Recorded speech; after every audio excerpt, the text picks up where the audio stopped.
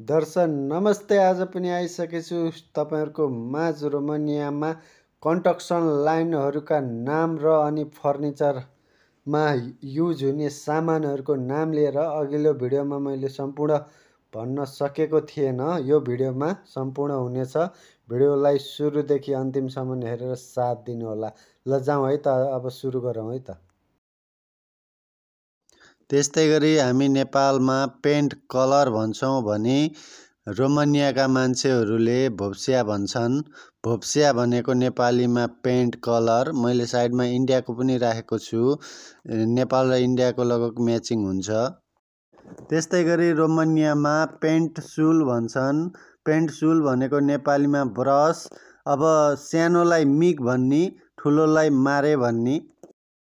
त्यस्तै गरी हामी नेपालमा इन्डियामा पेन्ट गन भन्छौँ। पेन्ट गन भनेको रोमानियामा पेस्तोल भन्छन्, जो हामी मसिनले पेन्ट गर्छौँ त्यसको नाम हो।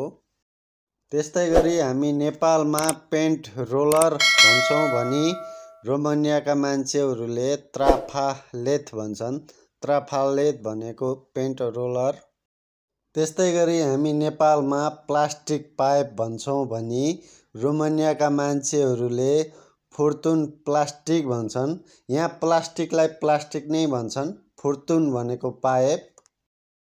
त्यस्तै हामी नेपालमा लेबल पाइप भन्छौँ, जो घर बनाउँदा अथवा केही कन्स्ट्रक्सन कामको लागि युज गरिने पाइप हो। यहाँ रोमानियाका मान्छेहरूले ब्लोबेग भन्छन्। ब्लोबेग भनेको अब लेबल पाइप। त्यस्तै गरी रोमानियामा गलोयात भनेको हामी नेपालीमा बाल्टिन भन्छौँ। प्लास्टिक बाल्टिन।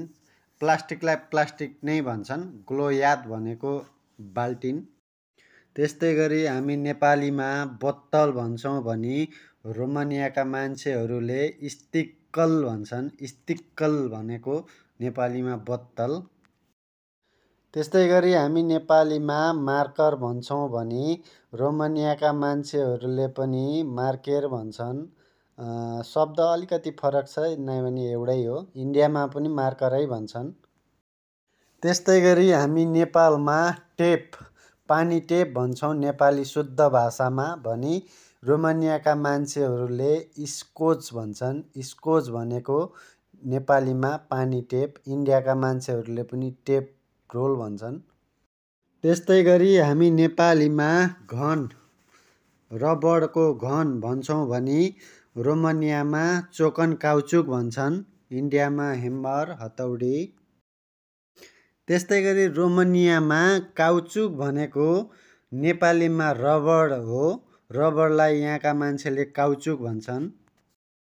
त्यस्तै गरी नेपालमा शुद्ध भाषामा किला भन्छन् भने यहाँका मान्छेहरूले कुई, सुरबुर भन्छन्।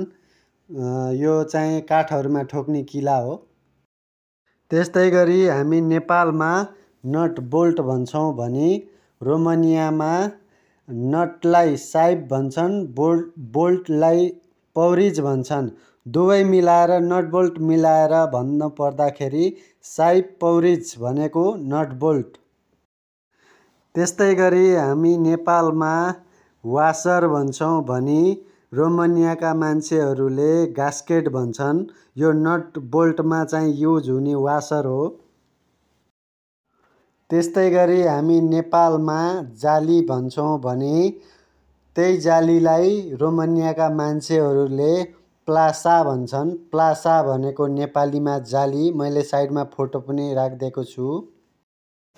त्यस्तै गरी हामी नेपालमा सिसा भन्छौँ भने रोमानियाका मान्छेहरूले स्टिक्ला भन्छन्। स्टिक्ला भनेको नेपालीमा सिसा।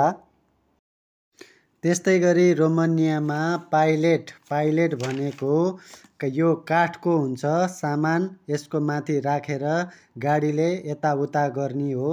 नेपालमा यसको नाम के हो मलाई थाहा छैन, त्यही भएर मैले एउटा मात्रै वर्ड राखिदिएको छु। त्यस्तै गरी रोमानियामा लिजा भनेको मैले साइडमा फोटो राखिदिएको छु, हेर्नुहोला। यो फ्याक्ट्री, हर फ्याक्ट्रीमा यो अवश्य हुन्छ। यो अति महत्त्वपूर्ण नाम हो। त्यस्तै गरी रोमानियामा स्वाबा भनेको यो कन्स्ट्रक्सन लाइनमा युज हुन्छ। यो नेपालमा पनि बाटो बनाउनेहरूले लगभग पहिला पहिला लिएर हिँड्थे, तर मलाई नाम चाहिँ थाहा भएन। तपाईँहरूको लागि यो एकदम नाम जान्नुपर्ने एकदम महत्त्वपूर्ण नाम हो। त्यस्तै गरी हामी नेपालमा भर्याङ भन्छौँ भने रोमानियाका मान्छेहरूले स्कार भन्छन्। स्कार भनेको नेपालीमा भर्याङ, जुन कन्स्ट्रक्सन लाइनमा काम गर्दाखेरि युज हुने सामान हो। त्यस्तै गरी हामी नेपालमा ड्रिल मेसिन भन्छौँ भने रोमानियाका मान्छेहरूले बोर मसिन भन्छन्, हामी ड्रिल मेसिन भन्छौँ भने इन्डियामा पनि ड्रिलै भन्छन्। त्यस्तै गरी हामी नेपालमा हिल्टी मेसिन भन्छौँ भने रोमानियाका मान्छेहरूले पिकामर भन्छन्। पिकामर भनेको हिल्टी मेसिन, जो यो भित्ता सित्ता छेड्न फोड्न काम दिन्छ। त्यस्तै गरी रोमानियामा सोरी चेल भनेको हामी नेपालीमा जिक्सो मसिन भनिन्छ। यो फर्निचर लाइनमा युज हुने मसिन हो। त्यस्तै गरी हामी नेपालमा सलाई रेन्ची भनिन्छ भने रोमानियामा केज भनिन्छ। केज भनेको सलाई रेन्ची। त्यस्तै गरी हामी नेपालमा पेचकस भनिन्छ भने रोमानियाका मान्छेहरूले सुरुबेल्निच भन्छन्। सुरुबेल्निच भनेको नेपालीमा पेचकस, इन्डियामा स्क्रुड्राइभर। त्यस्तै गरी हामी नेपालमा कटकोना भन्छौँ भने रोमानियामा बिनकुल भन्छन्। बिनकुल भनेको कटकोना, यो फर्निचर लाइनमा युज हुने सामान हो। मैले साइडमा फोटो दिएको छु, हेर्नुहोला।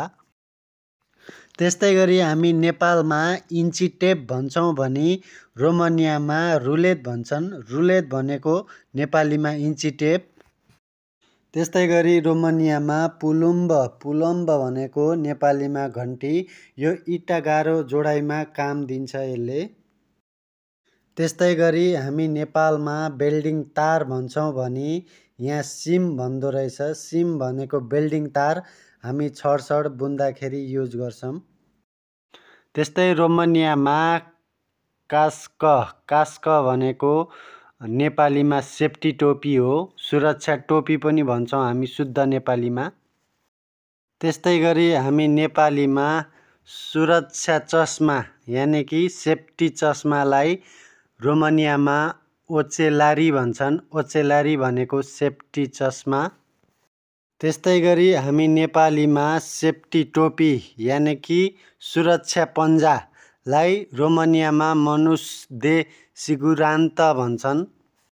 कन्स्ट्रक्सन लाइनमा युज हुने गाडीहरूको नाम। त्यस्तै गरी हामी नेपालमा ट्र्याक्टर भन्छौँ भने रोमानियाका मान्छेहरूले त्रिक्तोर भन्छन्। त्रिक्तोर भनेको हामी नेपालीमा ट्र्याक्टर। त्यस्तै गरी रोमानियामा स्टिभुइतोर, स्टिभुइतोर भनेको प्रायःजसो हर कम्पनीमा हुन्छ यो सामान यताउता गर्ने। मैले साइडमा फोटो राखिदिएको छु। त्यस्तै गरी हामी नेपालमा डोजर भन्छौँ भने रोमानियाका मान्छेहरूले इस्काभाटोर भन्छन्। इस्काभाटोर भनेको नेपालीमा डोजर। त्यस्तै गरी हामी नेपालमा ट्रक भन्छौँ भने रोमानियामा बस्कुलान्त भन्छन्। बस्कुलान्त भनेको ट्रक। हस्, आजलाई यति नै। यदि तपाईँलाई कुन कुन नामको जरुरी छ कमेन्ट गर्नुहोला, मैले त्यो नेक्स्ट टाइममा भिडियो बनाउने छु भन्दै आजलाई बिदा चाहेँ। हस्त, नमस्कार।